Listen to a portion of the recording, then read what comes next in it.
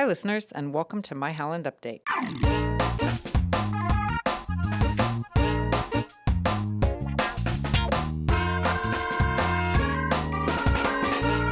I'm Marion Manderfield, Public Information Coordinator for the city, and today our guest is Garrett Thalen, our Deputy Director of Recreation for the city. Welcome, Garrett, to the podcast. Thanks for taking time to talk with us today. Yeah, thank you for having me. So, summer's almost over, but people are really using the parks heavily still with all the beautiful weather we've got. And one park located right here in the center of the city, Moran Park, is getting a host of upgrades. Why this park? How did that come about? Yeah, so this has been in the works for a while. We have a lot of upgrades that are going to be coming through. Some are bigger than others, and parts of this project has been in the works for close to a decade, and we are trying to be opportunistic while the park is opened up from just some different projects to get the majority of all this work done within one calendar year. So the park is not going to be constantly under construction, and that's been a fun challenge to take on. I'm sure. So, a lot going on in a very short period of time. Yeah, absolutely. So just trying to put all the puzzle pieces together. And it's still open for people to use. Yeah, we're trying to keep as much of the park open as possible, while still keeping people safe when there's big, heavy equipment going around. So, yeah, so it's an important park, and obviously because we're investing into it, there's a lot of people that do still use it on a daily basis, and that's been nice to see as they've been able to comment on the progress that's being made. Sure. So the biggest one that took place first, maybe not the biggest one, but was the playground, and we'll get to that a little bit later. But one upgrade I think people are really anxious to see completed is the resurfacing of the tennis and the pickleball courts. Tell us a little bit about that. Yeah, so this is, I mean, financially, this is definitely the biggest upgrade. This has been in the works for a while. My predecessor, Jeremy Myers, actually started getting the ball rolling on this, and then something that I've been able to take on. But what's being put down there is different from the surface that's on there right now as far as a harder concrete surface, and it's being switched over to what's called a Herculean synthetic surface. Okay. And that's a low impact material that has a rubber membrane that goes over top of the courts, and that's going to provide a better quality of play for pickleball and tennis. And then as far as the different aspects of the community is concerned, specifically for the low impact part, it's going to be a lot easier on the joints of the users. So will it feel almost like I want to say rubbery, but will the players be able to feel that it's a softer surface? Yes, absolutely. And I think they will, maybe not at the time that they're using it, but definitely when they go home, they won't be as sore from a long day of playing pickleball or tennis. Nice, and I'm sure the tennis teams will appreciate that. Yes, absolutely. It's definitely a world class surface that we're going to be able to put down, and they actually use the same type of surface on professional courts. Wow. Okay. So, what's the lifespan of this resurfacing? So it's a newer product, but it should be able to last decades. And outside of minor touch-ups just to the paint, the surface itself should just last, as it keeps a lot of the moisture out of the concrete and prevents it from the upheavals during our tougher winters. Okay. And a couple of these courts are going to be hybrid courts. Is that right? Yeah, so we're going to put a couple pickleball courts on the northeast side. Those are going to be dual purpose, so that way if there's an overflow of pickleball players, they're able to use those tennis nets for pickleball as well. Okay. And so, can the tennis team still use those for competitions and practices? Yep, so it's going to be a lighter pickleball line that goes on there, so it's a little bit more geared more towards our recreation pickleball users, but the tennis teams will not be affected by that. Okay. And what's the timeline of completion for this portion? Yeah, so originally we were hoping to be done this fall. With the weather we've had and the additional rain that we've had to bump the pickleball portion to the spring, but we are opportunistic that all 7 tennis courts will be completed by winter. Okay, nice. And switching courts to the basketball court, this one's also getting a facelift. What will be new and improved with the basketball court? Yeah, so there's going to be a full-size basketball court, full-size half court, I should say. It's going to be regulation size. As it exists now, where the three-point line pretty much runs into the grass, and this will provide a little bit more opportunity for us to put some bleachers on the outside on the cement pad and the surface. Yeah, and then we'll be able to have the out of bound lines on there as well. Because it wasn't half court regulation sites before. No, it was a little bit of a skinny court, and this will have a little bit more of an official feel to it. Nice. Yeah. And what's the timing on that? That one should be taking shape here in the next few weeks, and it's another one that we're expecting to be done before winter. Okay. Tell us about the backboard on this new court. Yeah, so the new backboard, it's polycarbonate hoop. It looks like glass, but it gives the appearance of glass, but it's Okay. not glass, and it's supposed to be shatterproof. I would encourage anybody to not view that as a challenge, but we definitely want to make sure that it's going to be aesthetically pleasing and a very, very cool look, but still is something that is able to withstand outdoor weather and being in a park. Nice. Yeah, always in Michigan having to look at complete of 4 seasons and the durability of what you put in there to withstand all of that. Yeah, absolutely. Going back to tennis, the cement wall that's been taken down, what are you replacing that with? Yeah, so this is going to be replaced with, it's called a realistic hitting wall. It's Okay. basically a curved wall that's curved at the bottom and the top to provide a more natural movement as far as if you were playing with somebody else, how they would hit the ball back to you.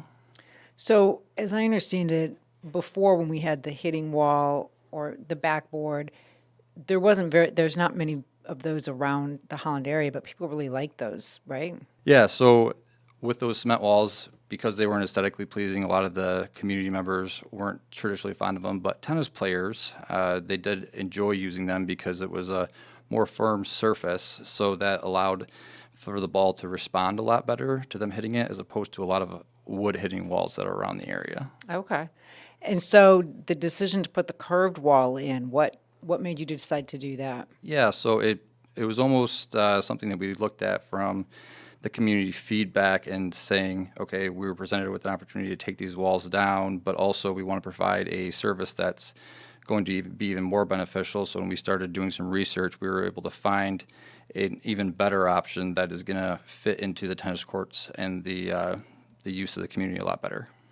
So not just a cement wall, but another state-of-the-art component of this park as a whole. Yeah, absolutely, and it's something that we're going to be able to put within the tennis facilities, so that way we open up room for other things. Nice. Yep. One thing that's coming brand new to the park is a futsal court, Yep. right? So Yep. tell us, Futsal. futsal. So for those of us that are not familiar with futsal, explain that sport to us.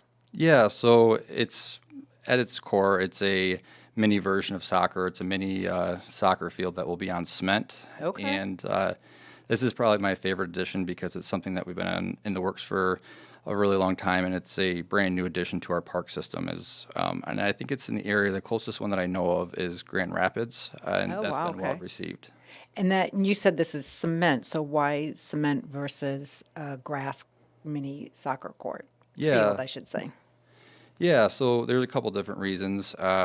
One of the main reasons is we just need to be able to give this community a spot to play soccer. There's a lot of different soccer fields around, but as far as it being used on grass, the grass gets torn up way too quickly for us to be able to keep up with it. So us having a nice cement surface is obviously going to keep up a lot better than a grass surface would, but we also want to remove a barrier of entry to be able to play. If it's on synthetic turf, you most likely need cleats to play on it well. So this will be able to provide an opportunity for kids, the community, adults, anybody just to be able to go out and play on tennis shoes. Oh, nice. And this is going to be purely drop-in, correct?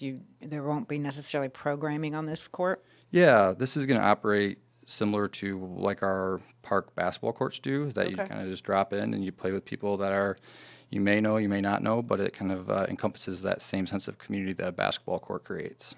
And futsal is quite popular throughout the country, right? In larger urban settings, they've got futsal courts in downtowns for that very reason, right? Because they're smaller and they can be on cement. Yeah, yeah. So definitely it provides an opportunity rather than needing a large 100-yard field that traditionally a soccer field will go on. This is a small area that you can play with as many as 4 people up to 14 people. So that really provides that low barrier of entry that we're looking for that people to be able to still play soccer if they choose to. Nice. So, Garrett, when you guys were when the staff was looking at all the different upgrades that you were going to put into the park, tell us about or how you came about with some of these upgrades that are being facilitated right now. Yeah, so there was both a lot of qualitative and quantitative analysis that went into it. Sending back to our last 5-year Parks Master Plan, that was one of the big drivers of the futsal court that is going to go in there. But just we try to listen as much as we can to the community between phone calls and just conversation that we have with community members in our programs and just when we're in parks and they drop by and make suggestions. So those are things that we do take to heart. Hence, when we received quite a few phone calls about the hitting wall, that we wanted to make sure that we could create an aspect that made a lot of sense for both what we needed that park to operate and just find those happy mediums for the community to try to best serve our residents. That's so important because that's who it's serving is the residents, and it's not just you guys sitting in offices trying to think of what's the best thing to put out there. You're really listening and talking to the people that are going to be using it. Yeah, absolutely. And we really do try to listen to it because at the end of the day, it doesn't matter too much what we necessarily want there. We're just kind of being a conduit for the community's needs. Nice. And circling back to the playground, that's almost 100% complete, right? I think you said there was just a couple adds to that. Tell us a little bit about the playground and some of those new features that it has. Yeah, so this is an inclusive playground. We really wanted to follow the model that City Council has laid out for us with DEI being a priority. And so this playscape is able to include access to those who are in a wheelchair or a walker. And additionally, there's going to be opportunities for people to recreate if you have a vision or hearing impairment. So it really just fits into the entire model that we're going to with Moran Park and our park system in general. Nice. And then you're adding some benches around there, or are those already in? So we do have plans to add some cement pads so we can put benches on them. So that way, if parents are coming with their children, they're able to take a seat and watch their children play. And because there's not really a good spot to sit and watch your kids at this point. Well, that's important Yeah, absolutely. for the parents to be able to relax while the kids are playing. Yeah, for sure. So this is almost a brand new park with brand new resurfaced, state-of-the-art pickleball, tennis courts, state-of-the-art basketball backboard, state-of-the-art hitting wall for tennis, a completely inclusive playground. This is really amazing feature that the city has to offer, and it serves so many people, right? Yeah, absolutely. I mean, at its core, Moran's a neighborhood park right in the core of the city. And it's really going to become a destination park for the entire city and surrounding communities. As far as I know, there's not going to be a park in the area that will offer the same amenities that they're going to have at Moran Park or we're going to have at Moran Park. And this is probably my favorite aspect of this project is helping bring so many people together that have different interests to help kind of create a sense of community out there. And additionally, because it is a neighborhood park, it's going to be walkable for thousands of residents, which is kind of a fun plus. Absolutely. This is huge. I mean, the draw that it will have for people that have so many different interests with the different sports that it's going to be able to offer, and just the green space also with picnic tables and stuff that people can also still come and just relax in a park. Yeah, absolutely. It definitely fits into the model that we're looking to create at a lot of different parks around the city. Nice. What is there anything that may surprise people about some of the upgrades or the park in general that you can think of?